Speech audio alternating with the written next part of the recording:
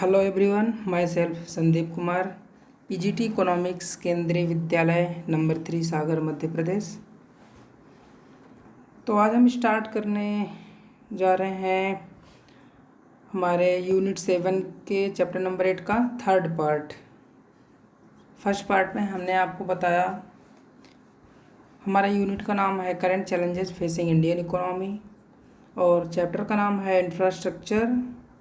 और हमने इसमें फर्स्ट पार्ट में देखा इंफ्रास्ट्रक्चर एंड डेवलपमेंट के बारे में। सेकंड पार्ट में आपने देखा एनर्जी सेक्टर के बारे में। और अब हम थर्ड पार्ट जो वीडियो का है और लास्ट है, इसके बाद हमारा चैप्टर कंप्लीट हो जाएगा। इसमें हम बात करेंगे हेल्थ के बारे में। हेल्थ है जो कि की कंपोनेंट ऑफ सोशल इंफ्रास्ट्रक्चर है। ठीक, हेल्थ जो है हमारा सोशल इंफ्रास्ट्रक्चर का मेन की कंपोनेंट है। ठीक, तो हम देखते हैं सबसे पहले हेल्थ क्या होता है। Health means A sound physical and mental state of the individual. It does not simply mean absence of diseases. Health क्या होता है, जनरली फिजिकल और मेंटल जो स्वास्थ्य है, ठीक, शारीरिक और मानसिक स्वास्थ्य अच्छा है किसी मनुष्य का, तो कहा जाता है कि उसका स्वास्थ्य अच्छा है। बट हेल्थ का मतलब सिंपली बस इतना भर नहीं है कि कोई आदमी को कोई बीमारी नहीं है तो पूरी तरह से स्वस्थ है, बल्कि एक स्वस्थ मनुष्य में फॉलोइंग प्रॉपर्टीज़ भी पाई जाती हैं। फर्स्ट है increase in overall efficiency to handle difficult task. जो स्वस्थ मनुष्य है, हेल्दी है, उसको क्या, अगर कोई डिफ़िकल्ट टास्क दिया जाए वो क्या करता है, उसको आसानी से उसको हैंडल कर लेता है। ठीक, आसानी से उसको हैंडल कर लेता है। Second, increase in productivity of labour. अगर एक मनुष्य स्वस्थ है, उसको कोई बीमारी नहीं है, उसको शारीरिक और मानसिक रूप से फिजिकली और मेंटली स्वस्थ है, तो क्या होगा, उसकी प्रोडक्टिविटी इंक्रीज़ हो जाएगी, प्रोडक्टिविटी उसकी ज़्यादा होगी।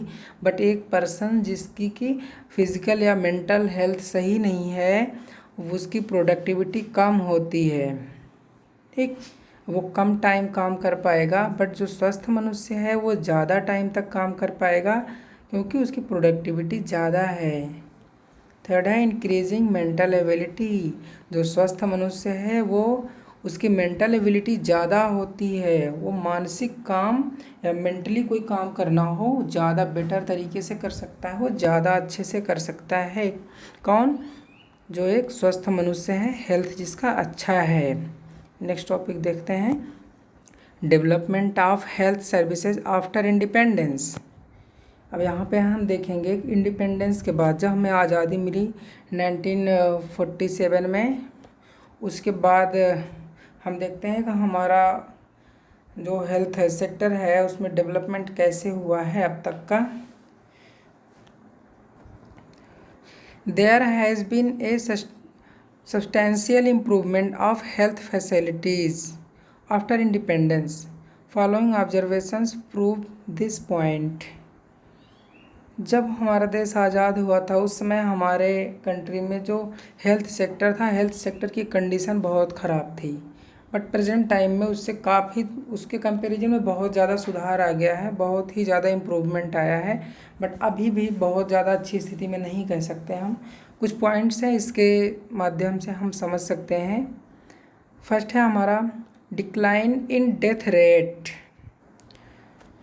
तो जो हमारा आज़ादी के टाइम पे उस टाइम पे हमारा डेटा दिया हुआ है 1951 का, तो 1951 में जो हमारा डेथ रेट था पर 1000, वो हमारा 27 था, 27 पर 1000 था। वो आज 2017 में, ठीक, हमारा डेटा थोड़ा पुराना है, 2017 तक का डेटा हमारे पास है।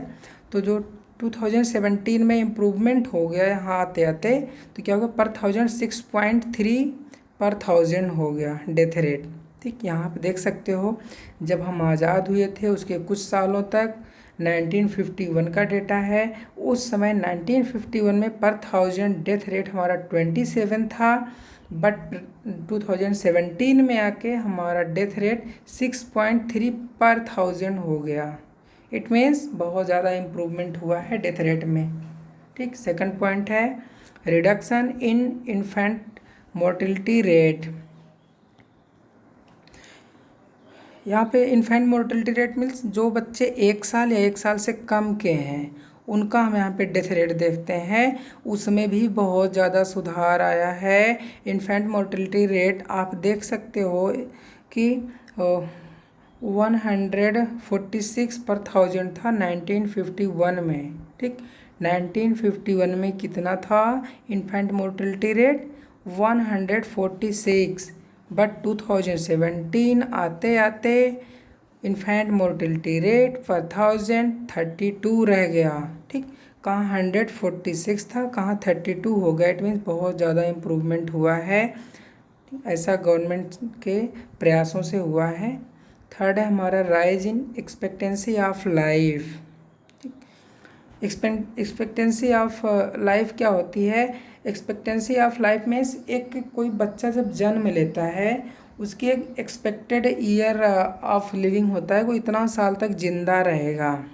ठीक, तो उस समय 1951 में क्या था? 32 ईयर्स था। ठीक, एक्सपेक्टेंसी ऑफ लाइफ कितना था? 32 ईयर्स था। बट 2018 में आते आते ये हो गया 69.8 ईयर्स।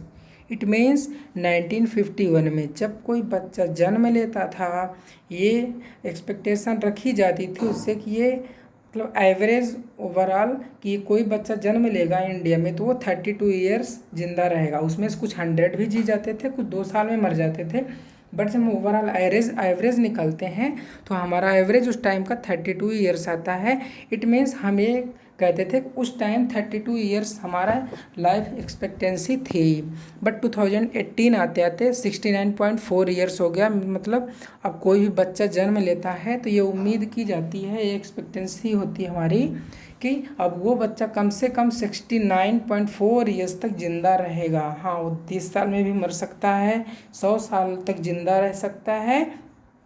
बट ओवरऑल एवरेज जब निकालेंगे पूरी कंट्री का तो क्या हो जाता है? वो 69.4 ईयर्स। ठीक, उतने ईयर्स तक अब हम एक्सपेक्ट करते हैं कोई बच्चा जन्म लेगा तो उतने साल तक जिंदा रहेगा। फोर्थ है हमारा कंट्रोल ओवर डेडली डिसीजेज। जब हमारा देश आज़ाद हुआ था उसमें बहुत सारी बीमारियां ऐसी थी जिसका इलाज नहीं था हमारी सोसाइटी में, हमारे मेडिकल सेक्टर में उसका कोई इलाज नहीं था। हमारे डॉक्टर्स के पास इसका ना कोई दवा थी ना कोई टेक्निक थी जिससे वो उसको ठीक कर पाते। मैक्सिमम लोग उस बीमारी से मर जाते थे। इसलिए इसको क्या बोला जाता है? Deadly diseases. कौन कौन सी? लाइक मलेरिया, ट्यूबरकुलोसिस जिसको आप टीबी बोलते हो, cholera and small pox. But ये सभी बीमारियां इस पे अब प्रेजेंट टाइम में बहुत ज़्यादा कंट्रोल पा लिया गया है। मैक्सिमम केसेस में ऐसी बीमारियों में लोगों को बचा लिया जाता है। ठीक, it means control over deadly diseases है, मतलब अब डेडली जो डिसीजेज थे उस पर हमने कंट्रोल पा लिया है। फिफ्थ है हमारा decline in under 5 mortality rate. तो उस टाइम क्या होता था? 1960 का डेटा दिया हुआ है। उस टाइम क्या था कि जब कोई बच्चा जन्म लेता था तो 5 साल के अंदर, ठीक, कितने बच्चे 5 साल के होने से पहले ही मर जाते थे। यहाँ पे वो डेटा दिया हुआ है आपका 1960 में 248 पर 1000। ठीक, 248 पर 1000 हमारा अंडर 5 मोर्टेलिटी रेट था। कब? 1960 में। इट मीन्स 248 जो बच्चे थे हमारे वो 5 साल होने से पूरा होने से पहले ही मर जाते थे। मतलब 248 1000 में अगर 1000 बच्चा जन्म ले रहा है उसमें से 248 बच्चे 5 साल या 5 साल से पहले ही मर जाते थे। बट प्रेजेंट टाइम 2017 का डेटा है, इसमें क्या यहाँ आते आते कितना सुधार हो गया? 39 पर 1000। इट मीन्स अब ओनली 5 साल होते होते केवल और केवल 39 बच्चे ही मरते हैं। बट अभी भी इसमें बहुत सुधार लाने की ज़रूरत है। ठीक, यहाँ पे आपने देखा कि अंडर 5 मोर्टेलिटी रेट अब बहुत ज़्यादा कंट्रोल में है, बहुत ज़्यादा डिक्लाइन आया है, इसमें बहुत ज़्यादा सुधार आया है अंडर 5 ईयर मोर्टेलिटी रेट में। अब हम देखते हैं नेक्स्ट टॉपिक हमारा है health care system in India. हम देखते हैं हमारे इंडिया का जो हेल्थ केयर सिस्टम है वो कैसा है। तो हम पूरे इंडिया के हेल्थ केयर सिस्टम को 3 टायर्स में डिवाइड कर देते हैं, first tier, second tier and third tier. India has a 3 tier health care systems as under tier first. ठीक, हम सबसे पहले देखते हैं टायर 1 में क्या है। टायर 1 में includes PHC means primary health centres, CHC community health centres and सब सेंटर्स। तो टायर 1 में हम ऐसे हॉस्पिटल्स की बात करते हैं जो कि जनरली गाँव में, छोटे कस्बों में वहाँ तक जो कि विस्तृत होता है मैक्सिमम, उसको हम टायर 1 की बात करते हैं, जहाँ पे मैक्सिमम एक डॉक्टर होते हैं, एक नर्स होती है, बस इतना ही। और जब आप टायर 2 देखोगे, टायर 2 में क्या होता है, वो इससे बड़े लेवल का डिस्ट्रिक्ट लेवल के हॉस्पिटल्स होते हैं। और टायर 3 में बहुत ज़्यादा हाईटेक हॉस्पिटल्स होते हैं, जैसे एम्स हो गया हमारा या पीजीआई, इस टाइप के जो हॉस्पिटल्स हैं वो टायर 3 में आते हैं। तो सबसे पहले हम टायर 1 की बात कर लेते हैं। टायर 1 में आपने देखा क्या क्या इंक्लूड होता है, पीएचसी या सीएचसी एंड सब सेंटर्स होते हैं इसके। पीएचसी मतलब प्राइमरी हेल्थ सेंटर्स, जो कि गाँव में होते हैं जनरली। ठीक, गांव में 4-5 ग्राम सभाओं के बीच में एक पीएचसी होता है, या फिर सीएचसी हो गया, कम्युनिटी हेल्थ सेंटर जिसको बोलते हैं, ये भी आता है इसमें टायर फर्स्ट में। तो जो हमारा ये टायर 1 है, इसमें these are small hospitals, PHC और सीएचसी की बात हो रही है यहाँ पे। These are small hospitals setup mostly in small towns and rural areas, जो कि जनरली स्मॉल टाउन्स जो हैं, छोटे शहर कस्बे हैं वहाँ पे, या फिर जो गांव के एरियाज हैं, गांव के क्षेत्र हैं, वहाँ पे होते हैं। And managed by this single doctor, manage कौन करता है इसको, एक सिंगल डॉक्टर होते हैं या फिर एंड एएनएम क्या होती, ऑक्सिलरी नर्सिंग मिडवाइफ। ठीक, एएनएम वहाँ पे होती है, जनरली यही होते हैं, और बहुत जगहों पे सिर्फ एक एएनएम ही होती है जो कि पूरे पीएचसी को हैंडल करती है, पूरे पीएचसी को देखती है। सेकंड प्रॉपर्टी क्या है, these centres focuses on educating people on issues relating to health care and provide immunisation facilities against infectious diseases. ठीक, this centres focus on educating people on issues relating to health care and provide immunisation facilities against infectious diseases. ठीक, ये centres क्या करते हैं, generally जो छोटे मोटे diseases हैं उसके प्रति लोगों में जागरूकता बढ़ाते हैं। ठीक, जागरूकता बढ़ाते हैं और उससे बचने के उपाय बताते हैं। और थर्ड है हमारा, थर्ड में हम क्या देखें, जो लिमिटेड मात्रा में, ठीक, मैनेजेबल लिमिट्स, इसमें लिमिटेड मात्रा में लोगों का ट्रीटमेंट होता है, बहुत बड़ी बीमारियों का इलाज नहीं होता, छोटी मोटी बीमारियों का, या फिर जो महिलाएं हैं गर्भवती उनसे रिलेटेड यहाँ पे कुछ छोटे मोटे इलाज हो जाते हैं एएनएम के द्वारा। बस यही होता है टायर फर्स्ट में। नेक्स्ट हम देखते हैं टायर 2 में क्या होता है। जो हमारे टायर 2 में कौन आता है, जनरली जो है सेकेंडरी हेल्थ केयर इंस्टीट्यूशंस, जहाँ जो कि हमारे पीएचसी या सीएचसी से काफ़ी बड़े होते हैं, उससे अपग्रेडेड होते हैं। और जनरली कहाँ पे होते हैं, टाउन्स या जो बिग टाउन्स हैं, हमारे बड़े कस्बे हैं वहाँ पे, या फिर डिस्ट्रिक्ट लेवल पे, डिस्ट्रिक्ट हेडक्वार्टर जहाँ पे होता है वहाँ पे होते हैं, जिसको हम डिस्ट्रिक्ट हॉस्पिटल्स भी बोलते हैं।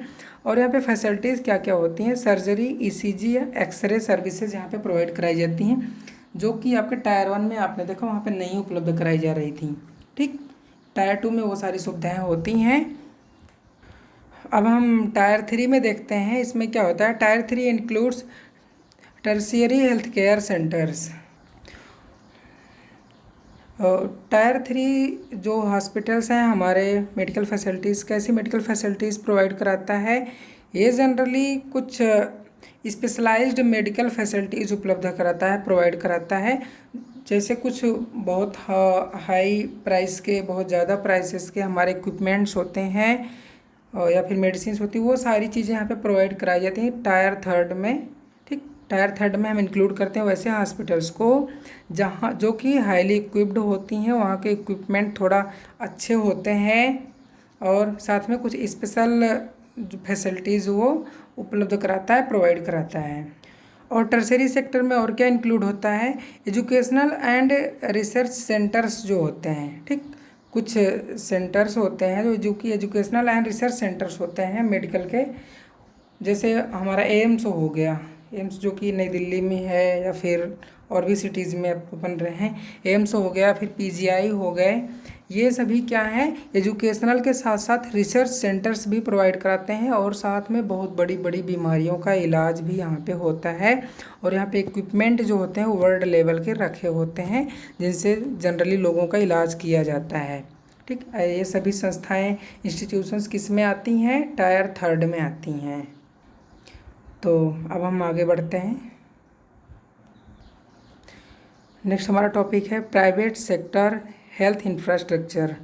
अब हम इसमें क्या देखेंगे, जो हमारा प्राइवेट सेक्टर है प्रेजेंट टाइम में बहुत इम्पोर्टेंट है। मैक्सिमम जो हमारा हेल्थ से रिलेटेड जितने भी सॉल्यूशन है, कुछ छोटी मोटी बीमारियों के लिए लोग अब प्राइवेट सेक्टर के पास ज़्यादा जाना चाहते हैं। जो प्राइवेट हॉस्पिटल्स हैं, डॉक्टर्स हैं, वहाँ पे लोग ज़्यादा जाना पसंद करते हैं, इसलिए ये टॉपिक बहुत ज़्यादा इम्पोर्टेंट हो जाता है। तो कुछ ऑब्जर्वेशंस दी हुई हैं प्राइवेट सेक्टर हेल्थ इंफ्रास्ट्रक्चर से रिलेटेड। फर्स्ट क्या है, the private sector accounts for more than 80% of total health care spending in India. It means जो हमारे इंडिया में टोटल एक्सपेंडिचर होता है हेल्थ सर्विसेज पे, ऑल इंडिया में जितना भी हेल्थ केयर पे एक्सपेंडिचर होता है लोगों के द्वारा, उसमें से 80% हम कहाँ पे खर्च करते हैं, प्राइवेट सेक्टर्स पे, ठीक। हमारा टोटल एक्सपेंडिचर का 80% प्राइवेट सेक्टर को जाता है, जो कि हम हेल्थ से रिलेटेड सर्विसेज के लिए खर्च करते हैं। सेकंड है हमारा,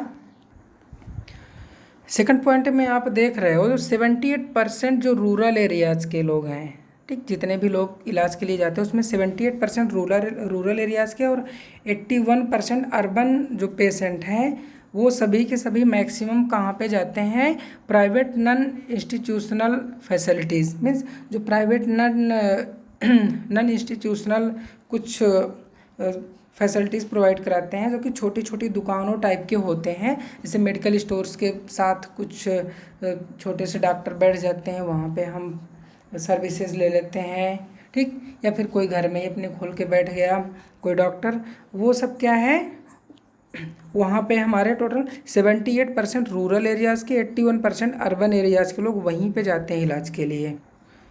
और जब थोड़ा बड़ी बीमारियां हो जाती हैं तो 58% जो रूरल एरियाज़ के लोग हैं और 62% अर्बन एरियाज़ के लोग कहाँ जाते हैं, प्राइवेट हॉस्पिटल्स में जाते हैं। इसके पहले जो आपने देखा 78% रूरल और 81% जो छोटी मोटी बीमारियां होती हैं, तो ये लोग कहाँ जाते हैं, प्राइवेट नॉन इंस्टीट्यूशनल, मतलब कोई इंस्टीट्यूशन नहीं है वो, ठीक। जनरली क्या है, आप देखते हो मेडिकल स्टोर से लोग दवाई ले लेते हैं, फिर मेडिकल स्टोर से लगा हुआ डॉक्टर का छोटा सा चैम्बर होता है, वहाँ से लोग उनसे पूछ के लोग दवाई ले लेते हैं। बट जब थोड़ी बड़ी बीमारियों के लिए लोग जनरली हॉस्पिटल जाना चाहते हैं, और उसमें से 58% जो रूरल एरियाज़ के और 62% अर्बन एरियाज़ के लोग कहाँ जाते हैं, प्राइवेट हॉस्पिटल्स में जाते हैं। हॉस्पिटल मीन्स जो वेल मैनेज्ड होती हैं, थोड़ा बिल्डिंग उनकी अच्छी खासी बड़ी होती है, वो प्राइवेट हॉस्पिटल वहाँ पे लोग जाते हैं। तो प्रेजेंट टाइम में थर्ड पॉइंट पे आप देखिए, जो प्रेजेंट टाइम में हमारे जो मेडिकल से रिलेटेड सब मार्केट्स हैं, सब मार्केट्स मीन्स जो हमारा जैसे मेडिकल एजुकेशन हो गया, medical education and training centres जो हैं, या फिर मेडिकल टेक्नोलॉजी एंड डायग्नोस्टिक्स, इससे रिलेटेड जितने भी हमारे सब मार्केट है हमारा टोटल हेल्थ केयर सेंटर का, उसमें जो प्राइवेट सेक्टर हमारा है, प्राइवेट सेक्टर हमारा हेल्थ केयर का जो है वो हमारा डोमिनेंट रोल वहाँ पे उसका है, ठीक। प्राइवेट सेक्टर वहाँ पे बहुत स्ट्रांग है इन सारी चीज़ों में प्रेजेंट टाइम में। अब हम देखते हैं कि जब हम इंडिपेंडेंट हुए थे, at the time of independent the private sector in India accounted for only 8% of health care facilities. जब हमारा देश आज़ाद हुआ था, जब हम इंडिपेंडेंट हुए थे, उस टाइम पे ओनली 8%, ठीक, टोटल हेल्थ केयर सेंटर्स के ओनली 8% जो फैसिलिटीज़ थी वो कौन प्रोवाइड कराता था, private sector. Means total health centres में से 8% हमारा कौन था, प्राइवेट सेक्टर, ठीक। और 92% जो सर्विसेज प्रोवाइड कराते थे कौन, गवर्नमेंट सेक्टर हॉस्पिटल्स उस समय थे 92%, और मात्र 8% हॉस्पिटल्स ही थे प्राइवेट सेक्टर के। बट टुडे 93% ऑफ हॉस्पिटल्स, ठीक। बट प्रेजेंट टाइम में टोटल हॉस्पिटल्स जितने हैं उसका 93%, हॉस्पिटल्स का 93%, और 64% ऑफ बेड्स, टोटल जितने बेड्स अवेलेबल हैं हमारी कंट्री में उसका 64%, और 80 to 85% ऑफ डॉक्टर्स, ठीक। टोटल इंडिया में जितने भी डॉक्टर्स हैं उसमें से 80 से 85% डॉक्टर्स, ये इतना परसेंटेज जो हमने आपको बताया वो प्राइवेट सेक्टर से बिलोंग करते हैं, वो प्राइवेट सेक्टर में वो अपने सर्विसेज देते हैं, ठीक। कितना, 93% जो हॉस्पिटल्स हैं वो प्रेजेंट टाइम में प्राइवेट सेक्टर के हैं। 64% जो टोटल बेड्स हैं हमारे ऑल इंडिया में हॉस्पिटल्स में वो प्राइवेट सेक्टर के पास हैं। 80 से 85% जो डॉक्टर्स हैं वो कहाँ पे हैं, प्राइवेट सेक्टर्स के पास हैं। इट मीन्स आपने देखा हमारे इंडिया में प्रेजेंट टाइम में प्राइवेट सेक्टर बहुत ज़्यादा स्ट्रांग है मेडिकल के क्षेत्र में, और वो मैक्सिमम सर्विसेज लोग प्राइवेट सेक्टर से ही लेना चाह रहे हैं। अब हम अपने नेक्स्ट टॉपिक की तरफ चलते हैं। तो हमारा नेक्स्ट टॉपिक है health as an emerging challenge, ठीक। तो अब तक आपने क्या पढ़ा, जब हमारा देश इंडिपेंडेंट हुआ 1947 में, तब से अब तक गवर्नमेंट ने बहुत सा एफर्ट किया जिससे कि हमारी कंट्री का हेल्थ सेक्टर जो है उसमें बहुत ज़्यादा इम्प्रूवमेंट आए, और इम्प्रूवमेंट आया भी। आपने देखा जो हमारा डेथ रेट था वो भी कम हुआ है, ठीक। बर्थ रेट भी क्या हुआ है, वो डिक्लाइन हुआ है। इन्फेंट मोर्टलिटी रेट भी कम हुआ है। एक्सपेक्टेंसी ऑफ लाइफ भी ज़्यादा हुई है लोगों की, ठीक। और भी बहुत सारी चीज़ें इम्प्रूव हुई, जैसे epidemic diseases has substantially reduced, ठीक। बट इतना सब होने के बाद भी अभी भी इंडियन गवर्नमेंट के सामने, इंडिया के सामने बहुत सारे चैलेंजेस अभी भी हैं हेल्थ से रिलेटेड। उसमें से फर्स्ट चैलेंज है हमारा unequal distribution of health care services. आप लोग देखते होगी कि हमारे कंट्री में जो हेल्थ सर्विसेज हैं, ठीक, हेल्थ केयर सर्विसेज हैं, मीन जो हॉस्पिटल्स हैं उनका डिस्ट्रीब्यूशन एक समान नहीं है। जनरली जो छोटे शहर हैं, छोटे गांव, छोटे शहर, छोटे ज़िले हैं, या फिर कोई गरीब राज्य हैं, वहाँ पे हेल्थ सर्विसेज बहुत अच्छी नहीं है, ठीक। जनरली वहाँ पे ऐसे डॉक्टर्स काम करते हैं जिनको या तो कहीं काम नहीं मिलता है, ठीक, या तो फिर सरकारी हॉस्पिटल्स में काम करते हैं और जहाँ पे बहुत ज़्यादा भीड़ होती है। बट आप देखते हो जो मेगा सिटीज़ हैं, जैसे आपका दिल्ली हो गया, मुंबई हो गया, कोलकाता, ठीक, यहाँ सब आप देखते हो जनरली यहाँ पे हेल्थ सर्विसेज बहुत ही स्ट्रांग है प्राइवेट सेक्टर की, और गवर्नमेंट सेक्टर भी यहाँ पे अच्छा काम कर रही है। और वहाँ पे मीन्स मैक्सिमम हॉस्पिटल्स, वहाँ पे मैक्सिमम जितने बेटर डॉक्टर हैं, बहुत अच्छे अच्छे डॉक्टर्स हैं, वो सभी वहीं सब काम करना चाहते हैं। और जो गरीब एरियाज़ हैं, पुअर एरियाज़ हैं, गांव या फिर छोटे कस्बे हैं, वहाँ पे कोई काम नहीं करना चाहता, जिससे जो हेल्थ केयर सर्विसेज हैं उनका डिस्ट्रीब्यूशन कैसा है, बहुत अनइक्वल है। अनइक्वल मीन्स जिनका डिस्ट्रीब्यूशन एक समान नहीं है हर जगह पे। मैंने बताया कहीं पे बहुत ज़्यादा, जैसे बनारस में है, ठीक, BHU हॉस्पिटल है, गवर्नमेंट का भी हॉस्पिटल है, और साथ में वहाँ प्राइवेट हॉस्पिटल्स भी बहुत ज़्यादा हैं, ठीक। दिल्ली में हो गया, एम्स दिल्ली में है, सफदरजंग दिल्ली में है, ठीक। और वहाँ पे बहुत सारे प्राइवेट हॉस्पिटल्स भी वहीं पे हैं। लोग अपना इलाज कराने दिल्ली जाते हैं, मुंबई जाते हैं, ठीक। दूर दूर दूसरे राज्यों से लोग भी वहाँ पे जाते हैं इलाज कराने, क्योंकि वहाँ पे अच्छा इलाज होता है, वहाँ पे डॉक्टर्स अच्छे हैं, वहाँ पे फैसिलिटीज़ अच्छी हैं। बट जहाँ के वो लोग हैं लोकल, वहाँ पे फैसिलिटीज़ नहीं हैं। तो इट मीन्स क्या है कि उसका डिस्ट्रीब्यूशन कैसा है, हेल्थ केयर सर्विसेज का अनइक्वल है, एक समान नहीं है। सेकंड है हमारा कम्युनिकेबल डिसीजेज़। कम्युनिकेबल डिसीजेज मतलब है वैसे डिसीज जो कि जनरली छूने से फैल जाता है, ठीक। संक्रामक रोग मतलब एक को होता है उसके दूसरों को भी हो जाता है, वो कम्युनिकेबल डिसीजेज होते हैं, ठीक। एक की वजह से दूसरे में हो जाता है, ठीक, जैसे आपने पढ़ा होगा एड्स हो गया या फिर HIV, सार्स, करंट टाइम में कोरोना आया है, कोविड-19, ये सब क्या है, कम्युनिकेबल डिसीजेज हैं। ठीक, और इन सबको कंट्रोल करना हमारे सामने एक बहुत बड़ी चुनौती है। आप देख रहे हो प्रेजेंट टाइम में कोरोना फैला हुआ है पूरे विश्व में और हमारे कंट्री में भी। ठीक, कोविड-19 के इस प्रकोप में हमारे सामने बहुत बड़ी चुनौती है कि हम इसको कंट्रोल कैसे करें। ठीक, और हमारे जो डॉक्टर्स हैं वो भी संघर्ष कर रहे हैं, हमारी गवर्नमेंट ने अच्छा प्रयास कर रही है, बट फिर भी अभी भी चुनौतियाँ, चैलेंजेस हमारे सामने बने हुए हैं। थर्ड है हमारा पुअर मैनेजमेंट। हमारे यहाँ पे इंडिया में जो हेल्थ केयर सर्विसेज हैं उनमें जो मैनेजमेंट है वो बहुत ही ख़राब है। जनरली हम देखते हैं जहाँ पे 10 डॉक्टर होते हैं वहाँ पे 1000 मरीज इकट्ठा हो जाते हैं सरकारी हॉस्पिटल्स में। प्राइवेट में भी मैनेजमेंट बहुत ज़्यादा अच्छा हम नहीं कह सकते, बट फिर भी वहाँ पे काफ़ी हद तक बहुत अच्छा ही है। बट टोटल हमारे इंडिया लेवल पे देखते हैं तो हमारे जो मैनेजमेंट है हेल्थ सेक्टर का वो बहुत ही पुअर है और बहुत कम डॉक्टर्स पे बहुत सारे मरीज़ हैं यहाँ पे। ठीक, इस पे भी गवर्नमेंट को ध्यान देने की ज़रूरत है। नेक्स्ट है हमारा प्राइवेटाइजेशन में हमने क्या देख रहे हैं कि जनरली जो प्रेजेंट टाइम में आपने देखा आज़ादी के टाइम पे जो 8% प्राइवेट हॉस्पिटल्स थे केवल और 92% हमारे अपने गवर्नमेंट हॉस्पिटल थे।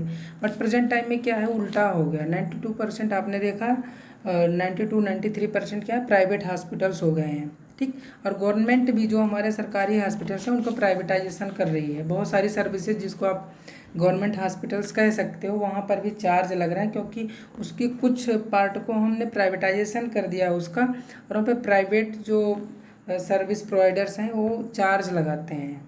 ठीक, गवर्नमेंट से मिलके और सस्ते सेवाएं देते हैं, बट फिर भी वो एकदम से बहुत सस्ती भी नहीं होती हैं। तो जो हमारे गरीब लोग हैं इंडिया में, जनरली बहुत सारे लोग पुअर पर्सन्स रहते हैं, गरीब हैं या जिनकी इनकम बहुत कम है, तो वो लोग इलाज नहीं करा पाते हैं। ठीक, तो प्राइवेटाइजेशन की वजह से जो लोग रिच पर्सन्स हैं उनको तो कोई दिक्कत नहीं हो रही है, पर जो गांव या छोटे कस्बों के लोग हैं जिनकी इनकम बहुत कम है वो लोग प्राइवेट हॉस्पिटल्स में इलाज नहीं करा पाते, और जब बहुत दिक्कत आ जाती है इलाज भी कराते हैं तो उनकी मैक्सिमम उनकी जो इनकम है इलाज कराने में ही ख़त्म हो जाती है, क्योंकि प्राइवेट हॉस्पिटल्स के चार्जेस बहुत ज़्यादा होते हैं। ठीक, इस पर भी गवर्नमेंट को ध्यान देने की ज़रूरत है। गवर्नमेंट के सामने बहुत बड़ी चुनौती है कि जो पुअर पर्सन्स हैं, गाँव के लोग हैं या फिर जिनकी इनकम कम है, उनका इलाज भी सस्ते और अच्छी क्वालिटी का हो। ये भी गवर्नमेंट के सामने बहुत बड़ी चुनौती है। नेक्स्ट है हमारा पुअर अपकीप एंड मेंटेनेंस। आप जब भी गवर्नमेंट हॉस्पिटल्स में जाते हैं हम देखते हैं कि गवर्नमेंट हॉस्पिटल में साफ़ सफाई अच्छी नहीं होती है। ठीक, और वहाँ पे जो मेंटेनेंस होता है वो बहुत अच्छा नहीं होता, जिसकी वजह से वहाँ पे एक लोग बीमार जाते हैं तो उसकी वजह से 4 लोग और बीमार हो जाते हैं। मतलब वहाँ पे कोई हॉस्पिटल चला जाता है 2-4 दिन रह जाए तो उसको भी कोई ना कोई बीमारी हो जाएगी, इतना वहाँ पे गंदगी होती है। उसका मैनेजमेंट बहुत अच्छा नहीं होता है गवर्नमेंट हॉस्पिटल्स का। प्रेजेंट मैक्सिमम की बात कर रहे हैं, सभी की नहीं, क्योंकि जैसे दिल्ली में है एम्स हो गया या फिर सफदरजंग, वहाँ पे साफ़ सफाई बहुत अच्छी है वहाँ पे। ठीक, वहाँ की बात नहीं कर रहे हैं, बट जनरली हम बात कर रहे हैं गवर्नमेंट हॉस्पिटल में क्या है कि वहाँ पे मैनेजमेंट या मेंटेनेंस बहुत अच्छा नहीं है। ठीक, जिसकी वजह से लोगों को दिक्कतें होती हैं इलाज कराने में, और वो इन सब से परेशान होकर प्राइवेट हॉस्पिटल्स में जाते हैं। ये भी गवर्नमेंट के सामने बहुत बड़ी चुनौती है, गवर्नमेंट को ध्यान देने की ज़रूरत है। नेक्स्ट है हमारा पुअर सैनिटेशन लेवल। ये हमारे हॉस्पिटल्स तक ही नहीं, ये हमारे गांव या फिर छोटे कस्बों तक फैला हुआ है कि वहाँ पे जनरली टॉयलेट नहीं है प्रॉपर सबके पास, और लोग जागरूक भी नहीं हैं सैनिटेशन के प्रति।